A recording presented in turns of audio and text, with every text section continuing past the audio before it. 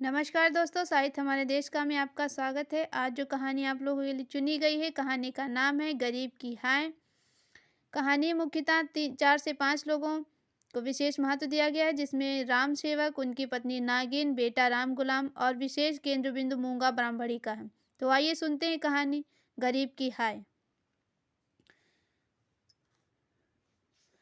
मुंशी राम सेवक भौहें चढ़ाए हुए घर से निकले और बोले कि इस जीने से तो मरना भला है। मृत्यु को प्रायः इस तरह जितने निमंत्रण दिए जाते हैं, यदि वह सबको स्वीकार करती तो आज सारा संसार उजड़ा हुआ दिखाई देता। मुंशी राम सेवक चांदपुर गांव के एक बड़े रईस थे। रईसों के सभी गुण में भरपूर थे। मानव चरित्र की दुर्बलताएं उनके जीवन का आधार थी। वह नित्य मुंसिफी कचहरी के हाथे में एक नीम के पेड़ के नीचे कागजों का बस्ता खोले टूटी सी चौकी पर बैठे दिखाई देते थे। कभी भी उन्हें किसी ने इजलास पर कानूनी बहस या मुकदमे की पैरवी करते नहीं देखा था, परंतु उन्हें यह सब लोग मुख्तार साहब कहकर पुकारते थे। चाहे तूफान आए, पानी बरसे, ओले गिरे या पर मुख्तार साहब वहां से टस से मस न होते थे। जब तक कचहरी चलते तो 2-3 देहातियों के झुंड उनके साथ चल देते थे। चारों ओर से उन पर विश्वास और आदर की दृष्टि पड़ती थी। सब में प्रसिद्ध था कि उनकी जीभ पर सरस्वती विराजती है। इसे वकालत कहो या मुख्तारी, परंतु यह केवल कुल मर्यादा की प्रतिष्ठा का पालन था। आमदनी अधिक न होती थी। चांदी के सिक्के तो ये चर्चा ही क्या है, कभी कभी तांबे के सिक्के भी निर्भय उनके पास आने से हिचकते थे। मुंशी जी की कानूनदानी में कोई संदेह न था, परंतु पास के बखेड़े ने उन्हें विवश कर दिया था। खैर, जो भी हो, उनका यह पेशा केवल प्रतिष्ठा पालन के निमित्त था, नहीं तो उनके निर्वाह का मुख्य साधन आसपास के अनाथ पर खाने पीने में सुखी और विधवाओं के भोले भाले किंतु धनी वृद्धों की श्रद्धा थी। विधवाएं अपना रुपया उनके यहाँ अमानत रखती थी। बूढ़े कपूतों के डर से उन्हें अपना सारा धन सौंप देते थे, पर रुपए एक बार मुट्ठी में जाकर फिर निकलना भूल जाते थे। वहाँ जरूरत पड़ने पर कभी कभी कर्ज ले लेते थे। भला बिना कर्ज ले किसी का काम कैसे चल सकता था। भोर को सांझ के करार पर रुपये लेते, पर सांझ तक कभी आते ही न थी। सारांश, मुंशी जी कर्ज लेकर देना सीखे ही न थे, या उनकी कुल प्रथा थी। यही सब मामले बहुधा मुंशी जी के सुख चैन में विघ्न डालते थे। कानून और अदालत का तो उन्हें कोई डर ही न था। इस मैदान में तो उनका सामना करना पानी में मगर से लड़ना था, परंतु जब कोई दुष्ट उनसे भिड़ जाता तो उनकी ईमानदारी पर संदेह करता तो मुंह पर बुरा भला कहने के पर उतारू हो जाता। तब मुंशी जी के हृदय को बड़ी चोट लगती थी। इस प्रकार की दुर्घटनाएं प्रायः होती रहती थी। हर जगह ऐसे ओछे होते रहते थे जिन्हें दूसरों को नीचा दिखाने में बड़ा आनंद आता था। ऐसे ही लोगों का सहारा पाकर कभी कभी छोटे आदमी मुंशी जी के मुंह लग जाते थे। नहीं तो कुंजड़िन की इतनी मजाल नहीं थी कि इनके आंगन में आकर उन्हें बुरा भला कहे। मुंशी जी उनके पुराने ग्राहक थे। बरसों तक उनसे साग भाजी ली थी। यदि दाम ना दिया तो कुंजड़ी को संतोष करना चाहिए था। दाम जल्दी दे या देर से मिले, परंतु वह मुंहफट कुंजड़ी 2 ही वर्षों में घबरा गए और उसने कुछ आने पैसे के लिए एक प्रतिष्ठित आदमी का पानी उतार लिया। झुलझुलाकर मुंशी जी अपने ही मृत्यु को कलेवा बनाने पर उतारू हो गए। उनमें कुछ दोष न था। इसी गांव में मूंगा नाम की एक विधवा ब्राह्मणी रहती थी। उनके पति बर्मा की काली पलटन में हवलदार थे। लड़ाई में वहीं मारा गया था। सरकार की ओर से उनके अच्छे काम के बदले मूंगा को 500 रुपये मिले थे। विधवा स्त्री जमाना नाजुक बेचारी ने ये सब रुपये मुंशी राम सेवक को सौंप दिए। महीने महीने थोड़ा रुपया उनसे लेकर अपना निर्वाह करती थी। मुंशी जी ने यह कर्तव्य कई वर्षों तक बड़ी ईमानदारी के साथ पूरा किया, परंतु जब वह बूढ़ी होने लगी और मूंगा मरी नहीं, मुंशी जी को यह चिंता हुई कि शायद उनसे से आधी रकम तो स्वर्ग यात्रा के लिए नहीं छोड़ना चाहती। तो एक दिन उन्होंने कहा, मूंगा तुम्हें मरना है या नहीं, साफ साफ कह दो। यदि तुम्हें नहीं मरना तो मैं ही मरूं। उस दिन मूंगा की आंखें खुली और उसकी नींद टूटी। बोली, मेरा हिसाब कर दो। हिसाब का चिट्ठा तैयार हुआ। अमानत में एक कौड़ी बाकी न थी। मूंगा ने बड़ी कड़ाई से मुंशी जी का हाथ पकड़ लिया और कहा, अभी मेरे 250 रुपये तुमने दबा रखे हैं, मैं एक कौड़ी भी ना छोड़ूंगी। परंतु अनाथों का क्रोध पटाखे की आवाज़ जिनसे बच्चे डर जाते हैं और असर कुछ भी नहीं होता। अदालत में उसका कुछ जोर ना था। ना वह पढ़ी लिखी थी, ना ही हिसाब किताब जानती थी, पर हाँ, पंचायत में का कुछ सहारा था। पंचायत बैठी, कई गांवों के लोग इकट्ठा हैं। मुंशी जी की नियत और मामले के साफ थे। सभी में खड़े होकर पंचों से कहा, भाइयों, आप सब लोग सत्यपरायण और कुलीन हैं। मैं आप सब साहबों का दास हूँ। आप सब साहबों की उदारता और कृपा से दया और प्रेम से मेरा रोम रोम कृतज्ञ है। क्या आप लोग सोचते हो कि मैं इस अनाथिनी और विधवा स्त्री के रुपए हड़प कर गया हूँ? पंचों ने एक स्वर में कहा, नहीं नहीं, आप ऐसा नहीं कर सकते राम सेवक। यदि आप सब जनों का विचार है तो मैंने रुपए दबा लिए हैं तो मेरे लिए यह डूब मरने के सिवा और कोई उपाय नहीं। मैं धनाढ्य नहीं हूँ, ना मुझे उदार होने का घमंड है, पर अपनी कलम की कृपा से, आप लोगों की कृपा से किसी का मुहताज नहीं हूँ। क्या मैं ऐसा ओछा हो जाऊंगा कि एक अनाथिनी का रुपया बचा लूंगा? पंचों ने एक स्वर में कहा, नहीं नहीं, आपसे ऐसा नहीं हो सकता। मुंह देखकर टीका काढ़ा जाता है। पंचों ने मुंशी जी को छोड़ दिया। पंचायत उठ गई। मूंगा ने आह भरकर संतोष किया, मन में कहा, अच्छा यहाँ ना मिला तो ना सही, वहां कहाँ जाएगा। अब कोई मूंगा का दुख सुनने वाला और सहायक न था। दरिद्रता से जो दुख भोगने पड़ते वह उसे झेलने पड़े। उसे वह शरीर की पुष्टि थी, चाहती तो परिश्रम कर सकती थी। जिस दिन से पंचायत पूरी हुई थी उसी दिन से उसने काम करने की कसम खा ली थी। अब उसे रात दिन रुपए की रट लगी रहती थी। उठते बैठते सोते जागते उसे केवल एक ही काम था कि वह मुंशी राम सेवक का भला मनाने। झोपड़े के दरवाजे पर बैठी हुई दिन रात उसे सच्चे मन से आशीषा करती थी। बहुधा अपनी आशीष के वाक्यों में ऐसी कविताओं के भाव और उपमाओं का व्यवहार करती थी कि लोग सुनकर अचंभे में आ जाते थे। धीरे धीरे मूंगा पगली हो चली। नंगे शरीर, हाथ में एक कुल्हाड़ी लिए हुए सुनसान स्थानों पर जा बैठती। झोपड़े के बदले अब वह मरघट और नदी के खंडहरों में घूमती दिखाई देती। बिखरी हुई लटें, लाल लाल आंखें, पागलों सा चेहरा, सूखे हुए हाथ में उनका यह स्वरूप देखकर लोग डर जाते थे। अब कोई उसे हंसी में भी ना छेड़ता था। यदि वह कभी गांव में निकल जाती तो स्त्रियां घर के किवाड़ बंद कर लेती थी। पुरुष कतराकर इधर उधर निकल जाते थे। बच्चे चीख मार कर भागते। यदि कोई नहीं भागता था तो वह मुंशी राम सेवक का सुपुत्र राम गुलाम था। बाप ने जो कोर कसर छोड़ रखी थी वह उसे बेटे ने पूरी कर ली। लड़कों का उसके मारे नाक में दम कर दिया था। गांव के काने और लंगड़े आदमी उनकी सूरत से चिढ़ते थे और गालियां खाने में तो शायद उसे ससुराल में आने वाले दामाद को भी इतना आनंद न मिलता था। वह मूंगा के पीछे तालियां बजाता कुत्तों को साथ में लिए हुए उस समय तक रहता जब तक वह बेचारी तंग आकर गांव से निकल न जाती थी। रुपया पैसा होश हवास खोकर उसे पगली की पदवी मिली और अब सब सचमुच पगली थी। अकेली बैठी अपने आप घंटों बातें किया करती थी, जिसे राम सेवक का मांस, हड्डे, चमड़े, आंखें, कलेजा आदि को खाने, मसलने और नोचने घसोटने की बड़ी उत्सुक इच्छा प्रकट की जाती थी। जब उसकी यह इच्छा सीमा तक पहुंच जाती तो वह राम सेवक की घर की ओर मुंह करके खूब चिल्ला चिल्ला कर डरावने शब्दों में हाक लगाती, तेरा लहू पीऊंगी। प्रायः रात के सन्नाटे में यह गरजती हुई आवाज सुनकर स्त्रियां चौंक पड़ती, परंतु इस आवाज से भयानक उसका ठठाना हंसना था।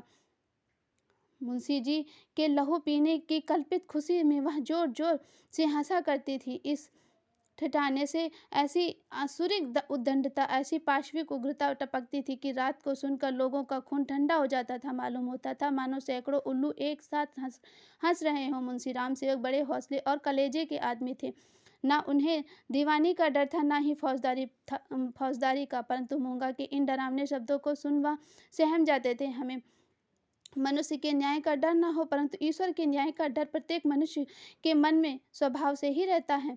मूंगा का भयानक रात का घूमना राम सेवक के मन में कभी कभी ऐसी ही भावना उत्पन्न कर देता था। उससे अधिक उसकी स्त्री के मन में।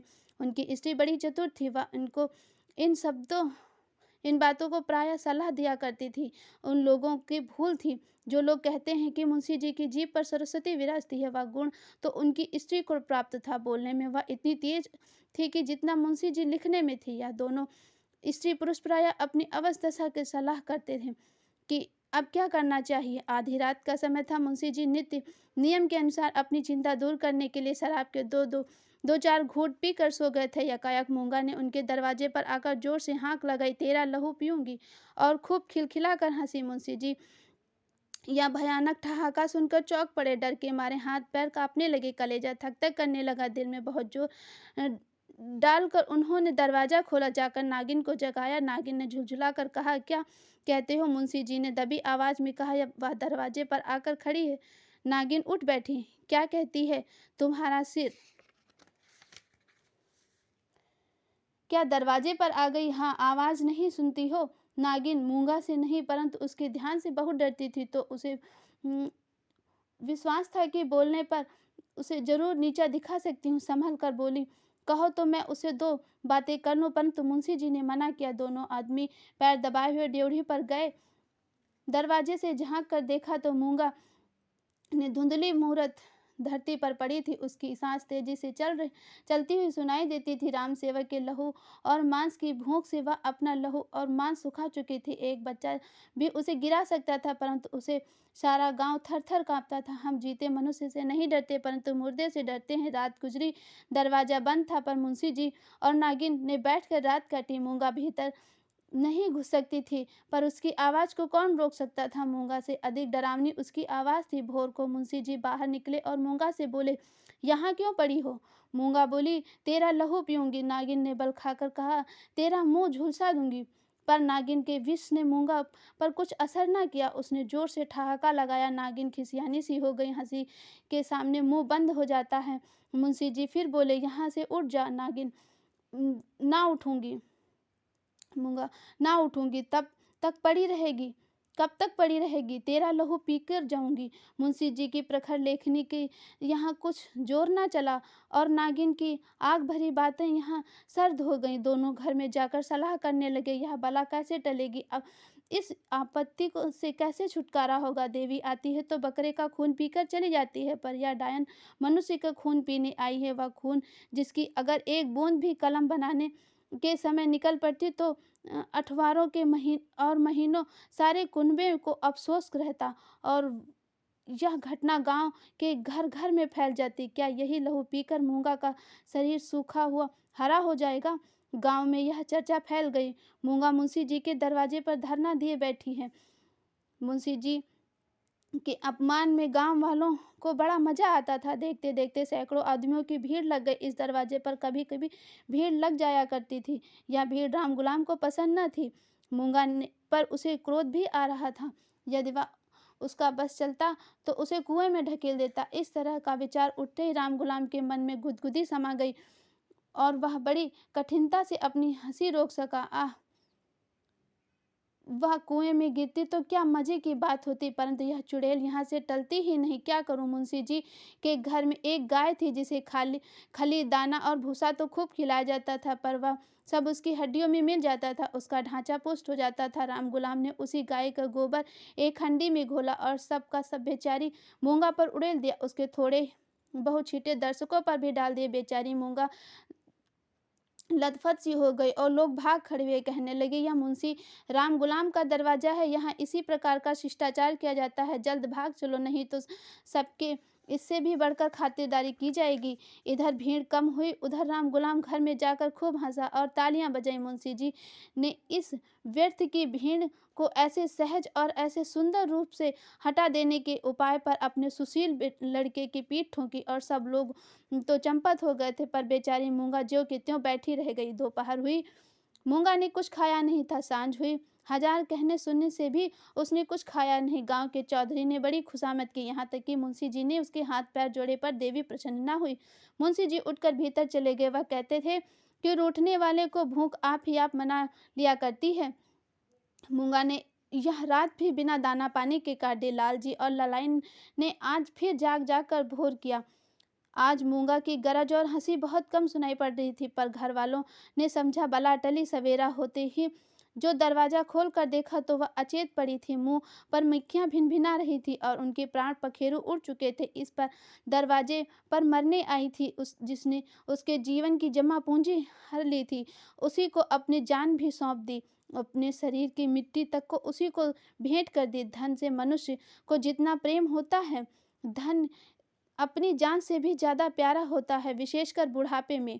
ऋण चुकाने के दिन ज्यों ज्यों पास आते जाते त्यों त्यों उनका ब्याज बढ़ता जाता था। यह कहना व्यर्थ है कि गांव में इस घटना से कैसी हलचल मची और मुंशी राम सेवक कैसे अपमानित हुए।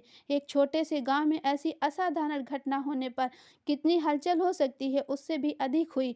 मुंशी जी का जितना अपमान होना चाहिए था, उनके बाल बराबर भी कम न हुआ। उसका बचा खुचा पानी भी इस घटना से चला गया। अब गांव का चमार भी उनके हाथ का पानी पीने या छूने का रावदारना था। यदि किसी के घर में कोई गाय खूंटे पर मर जाती तो वह आदमी महीनों द्वार द्वार भीख मांगता, ना ही उसकी हजामत बनावे, ना कहार उसका पानी भरे, ना कोई उसे छू सकता। या गौ हत्या का प्रायश्चित है, ब्रह्म हत्या का दंड तो इससे भी कड़ा है और इसमें अपमान भी बहुत है। मूंगा यह जानती थी कि इसलिए इस दरवाजे पर आकर मरी थी। वह जानती थी कि मैं जीते जीत कुछ नहीं कर सकती, पर मरकर उसे बहुत कुछ कर सकती हूँ। गोबर का उपला जब जल कर राख हो जाता है, तब साधु संत उसे माथे पर चढ़ाते हैं। पत्थर का ढेला आग में जलकर आग से अधिक तीखा और मारक हो जाता है। मुंशी राम सेवक कानूनदा थे, कानून के इन पर कोई विशेष दोष नहीं लगाया। मूंगा किसी कानून दफा के अनुसार नहीं मरी थी। ताजीरादा हिंद में उनका कोई उदाहरण नहीं मिलता है, इसलिए जो लोग उन्हें परीक्षित करवाना चाहते थे उनकी भारी भूल थी। कोई हर्ज नहीं, कहार पानी ना भरे ना सही, वह अपने आप पानी भर लेंगे। अपना काम करने में भला लाज ही क्या है। बला से नाई बाल ना बनावेगा, हजामत बनाने का काम ही क्या है। दाढ़ी बहुत सुंदर वस्तु है, दाढ़ी मर्द की शोभा और श्रृंगार है। धोबी कपड़ा ना धोवेगा, उसकी कुछ परवाह नहीं। साबुन तो गली गली कौड़ियों का मोल मिलता है। एक बट्टी साबुन में दर्जनों कपड़े साफ हो जाते हैं। जैसे बगुले के पर धोबी क्या खाकर ऐसा कपड़ा धोएगा। पत्थर पर पटक पटक कर कपड़ों का लत्ता निकाल देता है। आप पहने, दूसरों को भाड़े पर पहनावे, भट्ठी में चढ़ावे, रेह में भिगोए कपड़ों की तो दुर्गत कर डालता है। तभी तो कुर्ते 2-3 साल से अधिक नहीं चलते, नहीं तो दादा हर 5वें बरस 2 अचकन और 2 कुर्ते बनवाया करते थे। मुंशी राम सेवक और उनकी स्त्री ने दिन भर तो यूं ही कहकर अपने मन को समझाया। सांझ होते ही उनकी तर्कनाएं शिथिल हो गईं। तब उनके मन में भय ने चढ़ाई की। जैसे जैसे रात बीती थी, भय भी बढ़ता जाता था। बाहर का दरवाजा भूल से खुला रह गया, तब पर किसी की हिम्मत नहीं पड़ती थी कि जाकर बंद तो कराए। निदान नागिन ने हाथ में दिया लिया। मुंशी जी ने कुल्हाड़ी, राम गुलाम ने गरसा। इस ढंग से तीनों चौंकते हिचकते दरवाजे पर आए। यहाँ मुंशी जी ने बड़ी बहादुरी से काम लिया। इन्होंने निधड़क दरवाजे से बाहर निकलने की कोशिश की, कांपते हुए, पर ऊंची आवाज में नागिन से बोले, तुम व्यर्थ ही डरती हो, वह यहाँ कहाँ बैठी है। पर उनकी प्यारी नागिन ने उन्हें अंदर खींच लिया और झुलझुला कर बोली, तुम्हारा यही लड़कपन तो अच्छा नहीं है। यह दंगल जीत कर दोनों आदमी रसोई के कमरे में आए और खाना पकाने लगे। मूंगा अपनी आंखें में घुसी हुई थी।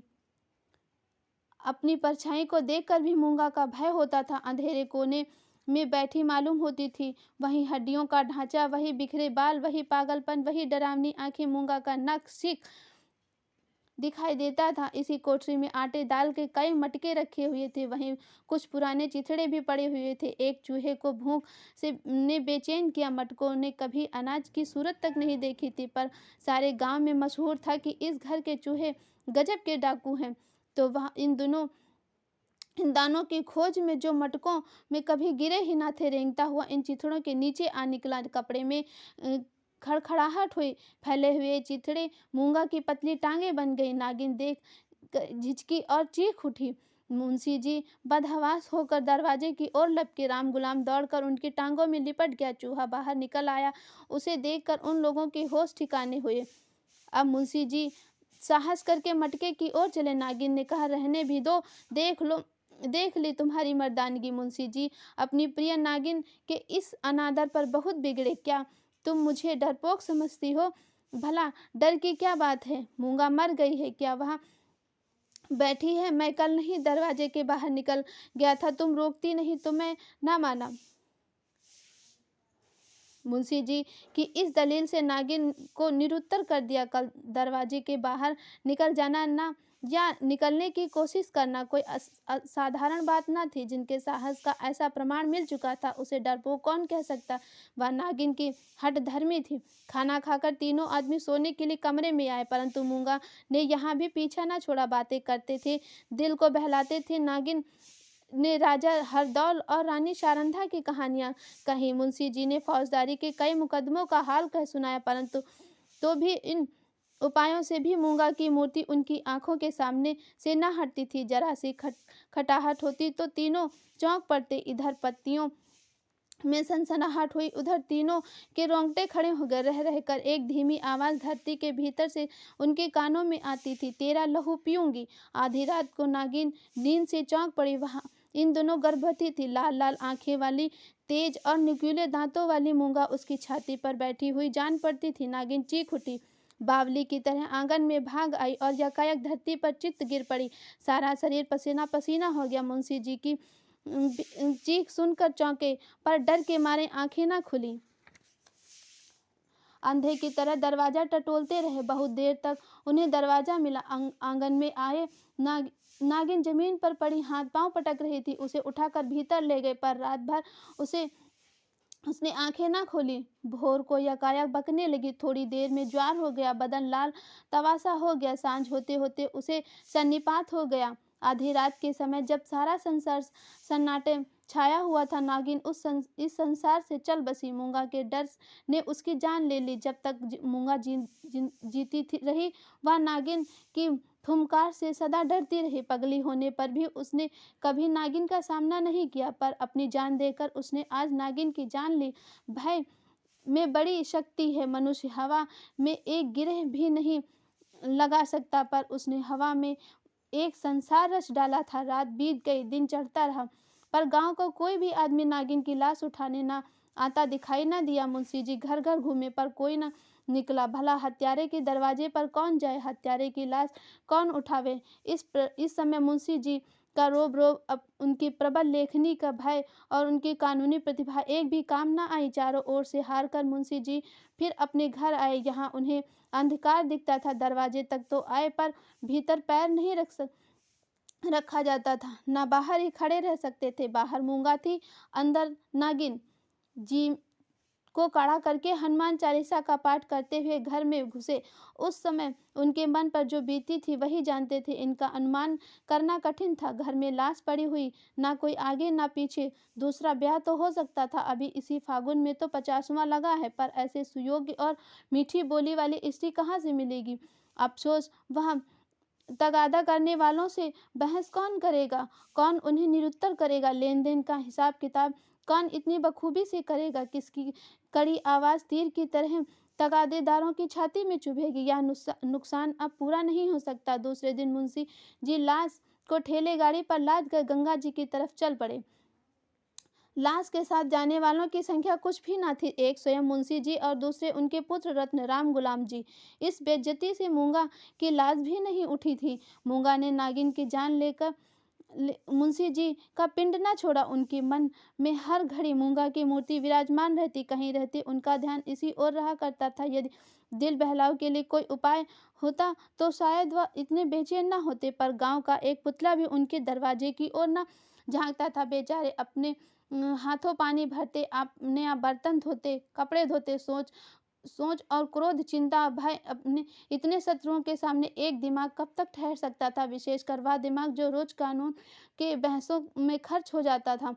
अकेले कैदी की तरह 10-12 दिन ज्यों त्यों कर कटे। 14वें दिन मुंशी जी ने कपड़े और बोरियां बस्ता लिया हुए कचहरी चले। आज उनका चेहरा कुछ खिला हुआ था। जाते हुए, मेरे मुवक्किल मुझे घेर लेंगे, मेरी माता पुरसी करेंगे, मैं आंसुओं की 2-4 बूंदें गिरा दूंगा, फिर बैनामे और रहननामों और सुलहनामों की भरमार हो जाएगी। मुट्ठी गर्म होगी।